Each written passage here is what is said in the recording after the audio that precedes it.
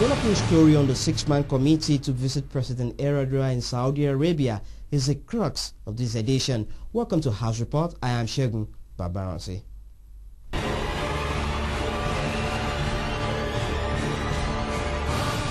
In our last episode, we told you that the House of Representatives designated a six-man committee to visit President Musa Yar'Adua in Saudi Arabia, but up till now the delegate has not left for the mission.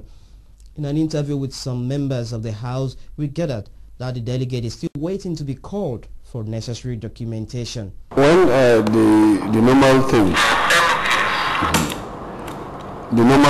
is when the House nominates members to travel on a trip like this, it is the responsibility of the management, to start the paperwork.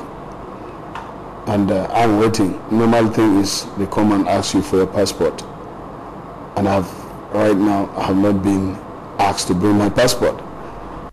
In a critical analysis, Honorable Dino Milaye, PDP Kogi State, expressed displeasure on what he described as uneven distribution of the six-man committee.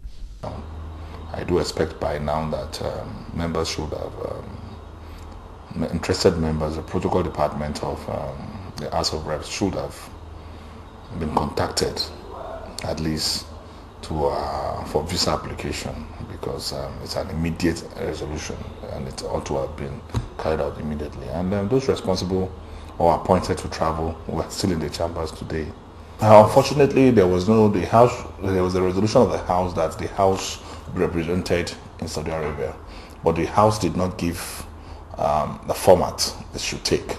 But being the National Assembly, everything we do must have a national outlook. There must be representation at all levels. I just feel that there should have been involvement of other political parties. Members also expressed dissatisfaction on how the leadership of the House is handling the visitation process. They described the delay as a betrayal of trust the public bestowed on them, as the public is curious and waiting to know what the outcome of the visit would be. Approaching almost 70 days now. In fact, it's about 65 days or so. So it's very sad for the way the leadership of the House is. I mean that the leadership of the House is trying to confirm the allegations from other members of the public that we are culprits in regards of hiding the information pertaining the health of the president. In another development, it seems what has gone wrong is now coming back around for the Federal Capital Territory Administration, as it has been accused of closing all post-primary schools in the city for the sake of the annual cultural festival tagged Abuja Carnival 2009, which took place in November 2009 to celebrate Nigeria at 50. Honorable Umar Korofi, who raised the motion, said the carnival, which lasted for 2 weeks, is an indication of poor governance against the fact that education is the bedrock of any nation's development. Kofi also expressed worrisome over the outrageous 75% failure rates in the West African Examination Council (WAEC) and National Examination Council (NECO, that despite this, the FCT's administration still went ahead to close secondary schools without considering its consequences on the education sector.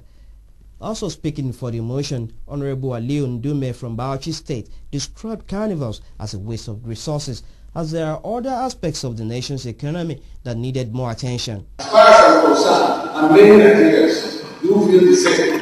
The carnival is not unnecessary, it's a waste of resources, it is not in our interest.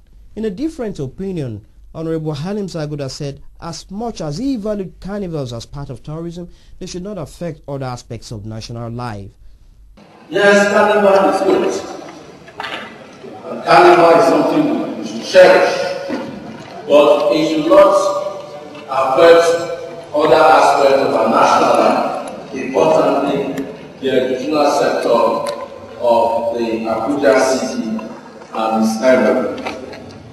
In another reaction to the motion, Honorable Stanley Ugochukwu said concentration should be on education itself and not necessarily condemning carnivals. A carnival is not something you confine within a particular concept. It is something that you do in motion so that you showcase the arts, crafts, and the rich cultural endowment of a people.